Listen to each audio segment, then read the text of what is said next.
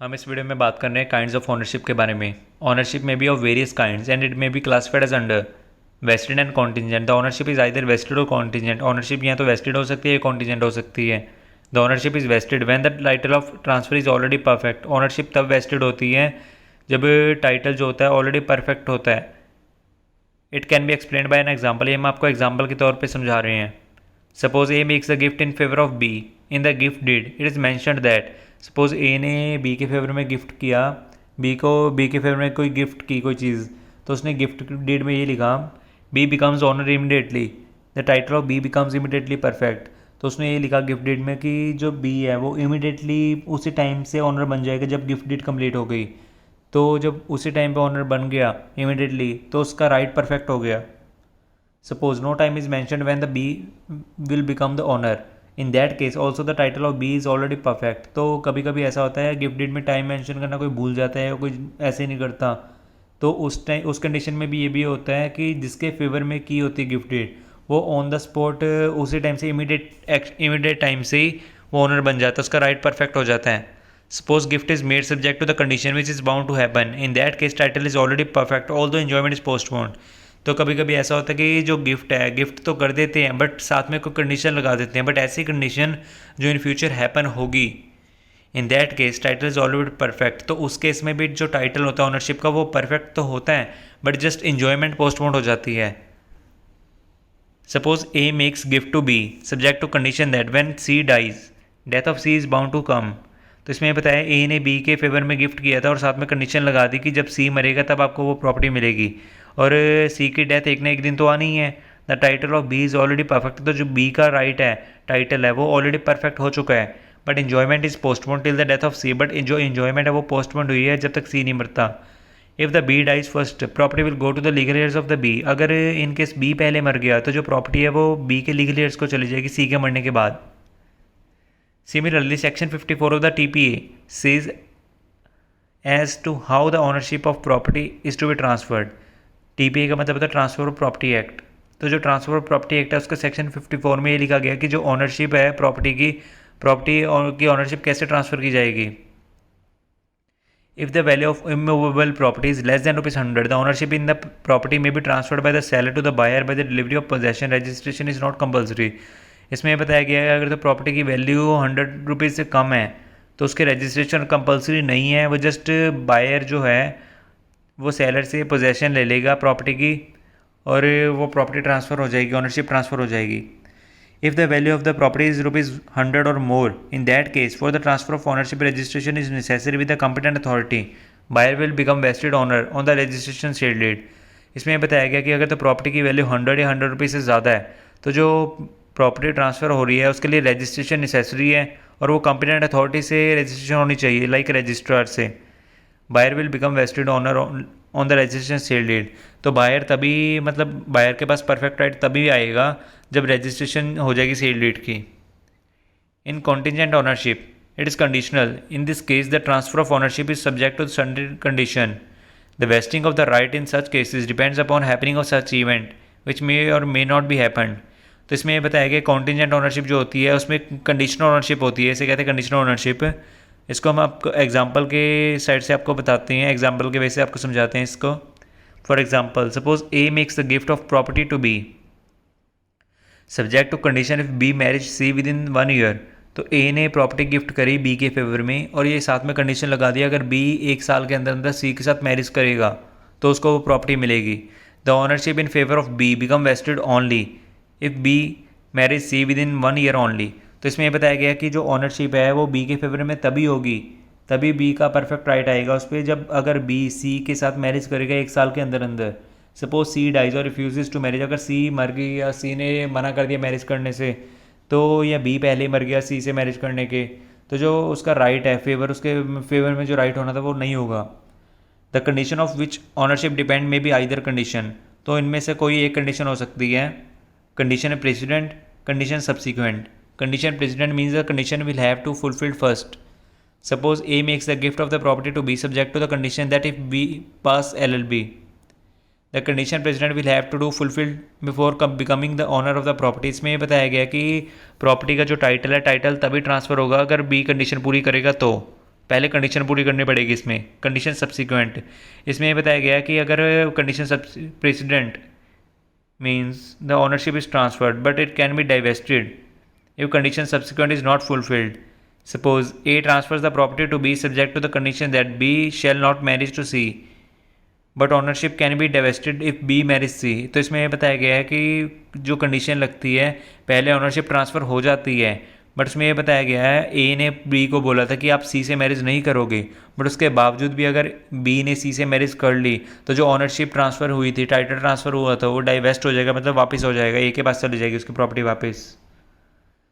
Sole and co-ownership. When the right of ownership is exclusively vested in one person is called as sole ownership। तो इसमें बताया गया है जब किसी एक पर्सन के पास सिर्फ टाइटल होता है ओनरशिप का तो उसे सोल ओनरशिप बोला जाता है। Suppose A has purchase the house from B, suppose A ने परचेज किया हाउस बी से, A is a sole owner of the house, जो ए है वो अकेला ओनर है हाउस का।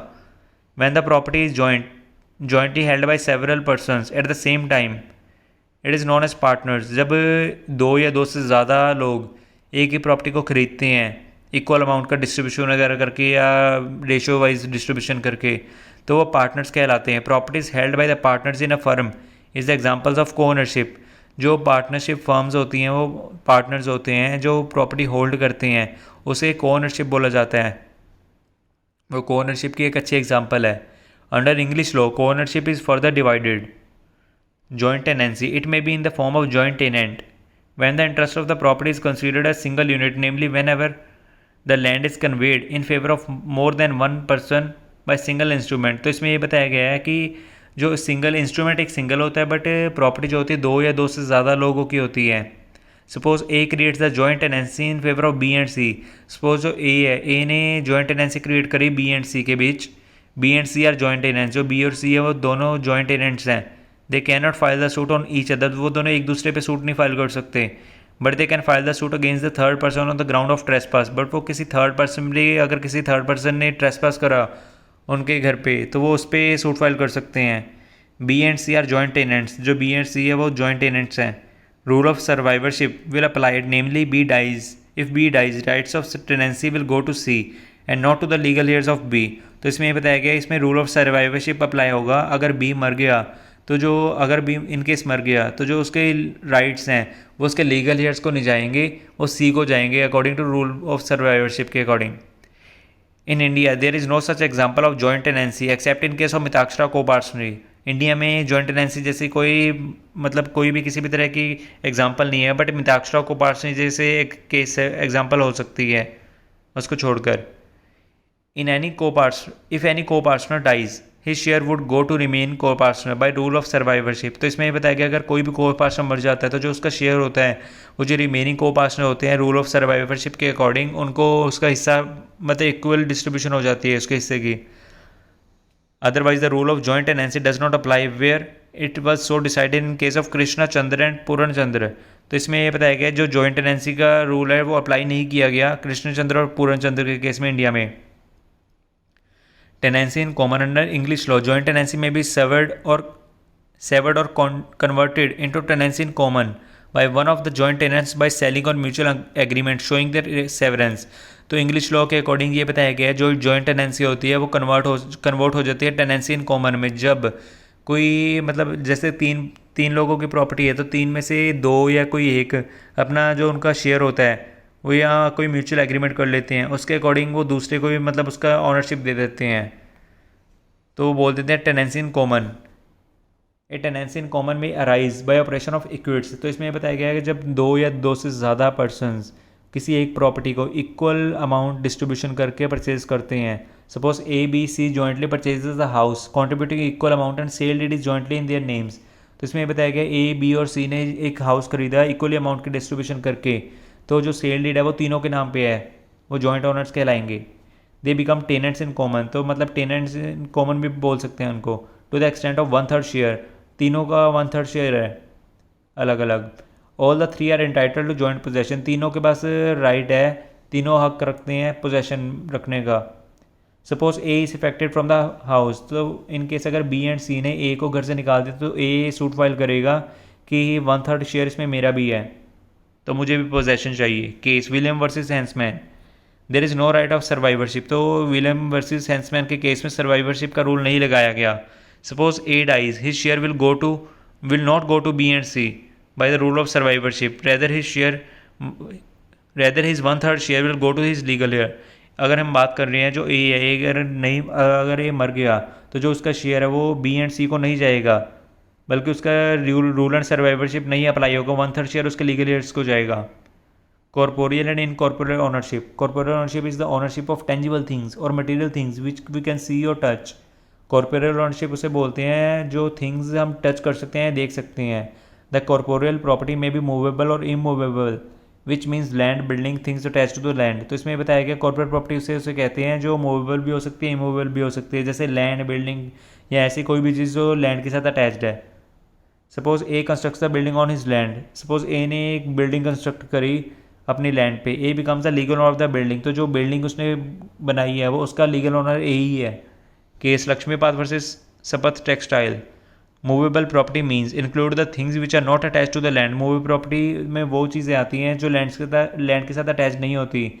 Suppose fruit bearing tree is grown on the land, for example अगर कोई फ्रूट्स वगैरह देने वाला ट्री ग्रो हो गया लैंड पे, it is immovable property but it is attach to the land. वो इमूवेबल प्रॉपर्टी है बट वो लैंड के साथ अटैच्ड है। But when it is separated from land, जब वो लैंड से सेपरेट कर दी जाएगी तो वो मूवेबल प्रॉपर्टी बन जाएगी। Incorporate ownership is the ownership of intangible thing which can not either be seen और not touched but can be enjoyed only. But incorporate जो ओनरशिप होती है वो उन चीज़ों की होती है जो हम ना देख सकते हैं ना टच कर सकते हैं, बट जस्ट इंजॉय कर सकते हैं। For example patent right, trademark, goodwill of firm. जैसे पेटेंट हम इंजॉय कर सकते हैं, ट्रेडमार्क इंजॉय कर सकते हैं, गुडविल ऑफ फर्म भी हम इंजॉय कर सकते हैं। The difference between the two is as under. Corporeal और इनकॉर्पोरियल में क्या डिफरेंस है? सबसे पहली बात हम कर रहे हैं कॉर्पोरियल की। The ownership of tangible things which can be seen and touch. तो कॉर्पोरियल में वो चीज़ें आती हैं जो हम देख सकते हैं और टच कर सकते हैं जिनको। It's value is not so much, इनकी वैल्यू ज़्यादा नहीं मानी जाती। It's value can be calculate in the terms of money. जो कॉर्पोरियल में चीज़ें आती हैं तो इनकी वैल्यू मनी में कैलकुलेट की जा सकती है। It is the ownership of intangible things which can be enjoyed only. Incorporate में वो चीज़ें आती हैं जो जस्ट हम इंजॉय कर सकते हैं, उन्हें हम देख नहीं सकते, टच नहीं कर सकते। As compare to the intangible ownership, because goodwill is much more as the compare to the building where the business is carried on. अगर हम बात करें इनकॉर्पोरेट ओनरशिप है जो इसकी वैल्यू ज़्यादा होती है, बिकॉज अगर हम बात करें एक तो बिल्डिंग है लैंड पे और एक कंपनी की गुडविल है, तो इसमें से क्या मोर इम्पोर्टेंट होगा? ऑब्वियसली जो गुडविल है वो ज़्यादा इंपॉर्टेंट है, बिकॉज बिल्डिंग्स तो कोई भी बन सकती है बट गुडविल एक ही बार बनती है जल्दी। It's value can not be calculate in terms of money. जो गुडविल की वैल्यू है, जो इनकॉर्पोरेल जो भी थिंग्स हैं, जो चीज़ें इसमें आती हैं, उनकी जो वैल्यू है उनकी टर्म्स मतलब कैलकुलेशन नहीं की जा सकती जल्दी मनी के टर्म्स में। Legal and equitable ownership, this classification ownership is recognised in England. जो ये मतलब टाइप है ओनरशिप का, ये इंग्लैंड में ज़्यादातर पाया जाता है। This difference between the two of the ownership has its origin of rules of common law equity. तो इसमें ये बताया गया in England original law was common law. England में ओरिजिनल लॉ कॉमन लॉ को माना जाता है, which was applied by the common law courts, जो कॉमन लॉ कोर्ट्स द्वारा अप्लाई करवाया जाता है। Equity rule equity namely discretion were recognised by the court of chancery. जो कोर्ट ऑफ चांसरी है वो अपने डिस्क्रिशनरी पावर से डिसीजंस करती है। If any relief was refuse by common law court, the person use to approach court of chancery. अगर कोई common law court से रिलीफ नहीं मिला किसी पर्सन को तो अपील फाइल कर सकता है, अप्रोच कर सकता है कोर्ट ऑफ चांसरी में। In India no distinction is made between legal and equitable ownership. Case Tagore versus Tagore. Trust and beneficial ownership. It can be explained by an example. Suppose A is the owner of the property. He creates the trust in favor of B. C is appointed as the trustee. तो इसमें बताया गया है कि जो A है वो property का ऑनर है और उसने ट्रस्ट क्रिएट करी है B के फेवर में। तो जो C है, C ट्रस्टी अपॉइंटेड किया गया है। When A creates the trust, he is known as the creator of the trust. B is the trustee who administrate the trust. C is the beneficiary, namely constitute trust. Beneficiary को कैस्टिक्यूट trust भी बोला जाता है। When the trust is created namely A, he is no more owner of the property. जब trust create होगी तो जो ए है वो प्रॉपर्टी का ऑनर नहीं माना जाएगा। Real owner is the beneficiary. Beneficiary जो बनाया गया, जैसे सी बनाया गया बेनिफिशरी, तो वो रियल ऑनर माना जाएगा प्रॉपर्टी का। The trustee namely B get trust ownership. तो अगर हम बात कर रहे हैं ट्रस्टी किसको बनाया गया, बी को, तो जो बी है वो ट्रस्ट ओनरशिप माना जाएगा, उसकी ट्रस्ट ओनरशिप है उसकी प्रॉपर्टी पे। The ownership of B is trust ownership and real owner is the beneficiary. Beneficiary real owner माना जाएगा और ट्रस्ट ओनरशिप बी के नाम पे मानी जाएगी। Absolute and limited ownership. In case of absolute ownership the absolute owner has got the right to the possession to enjoy the property in any manner he likes and the right of disposal without any restriction। तो इसमें ये बताया गया जो absolute ownership होती है, जिसके पास वो एब्सोल्यूट ओनर का राइट है, वो अपनी प्रॉपर्टी पर अपने पोजेशन रख सकता है, अपनी प्रॉपर्टी को जैसे मर्जी किसी भी वे में इंजॉय कर सकता है, यूज़ कर सकता है, और वो अपनी प्रॉपर्टी को डिस्पोज ऑफ भी कर सकता है, सेल भी कर सकता है, एलिनेट भी कर सकता है, ट्रांसफ़र भी कर सकता है, गिफ्ट भी कर सकता है, एक्सचेंज भी कर सकता है किसी के साथ, बिना किसी भी रेस्ट्रिक्शन के। कोई भी रोक टोक नहीं लगेगी इसको। When there are limitation of the user duration disposal ownership is limited।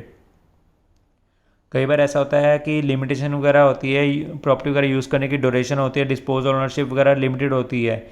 In Hindu law before 1956 the women's right was limited. अगर हम बात करें हिंदू लॉ में 1956 से पहले जो वुमेन्स का राइट था वो लिमिटेड माना जाता था, but it has abolish under section 14 of Hindu succession act 1956। But अगर हम बात करें हिंदू सक्सेशन एक्ट 1956 है जो उसके सेक्शन 14 के अकॉर्डिंग इसे अबॉलिश कर दिया गया। Now women is the absolute owner, मतलब जो वुमेन्स हैं वो भी एब्सोल्यूट ओनर बन सकती है। Before 1956 if the Hindu women inherited the property from male और female it was called as women's state. जब हम बात कर रहे हैं अगर 1956 से पहले जो प्रॉपर्टी वुमेन्स को मिलती थी, चाहे किसी मेल से मिली चाहे फीमेल से मिली है, तो उसकी प्रॉपर्टी को वुमेन्स स्टेट बोला जाता था। She has the property only for her life. जो उसके पास प्रॉपर्टी होती थी वो जस्ट उसकी लाइफ की इंजॉयमेंट के लिए होती थी, but after her death property went to the heirs of last male and female full owner.